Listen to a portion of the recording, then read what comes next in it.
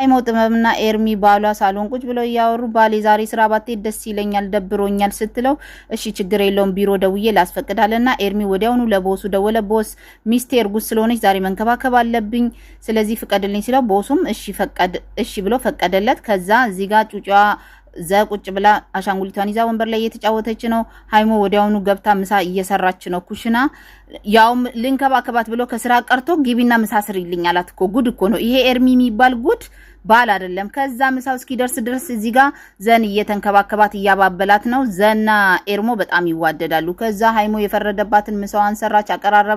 አቀራርባ ሰርተሽ ደክሞሻል ሚስቴ ቁጭ በይ እርጉዝ ነሽ እንኳን አይላትም ይሄው ተነስታ ዘን እያበላች ነው ምሳቸውን ከበሉ በኋላ ወደ ውጪ ወጡ ዘን ጣጥ ትላለች ችኩል ነች ዘባይዘው ከዛ ሞተሩንም ሃይሞን ነው የሚያስነዳት እግዚአብሔር ያዛያችሁ እቺን እርጉዝ ሴትዮ ቢንከባከባት ምን አለበት ከዛ ወዲያውኑ ወደ ማዚ ፋሽን ሄዱ ለሃይሞ ለቤቢ ሻወሯ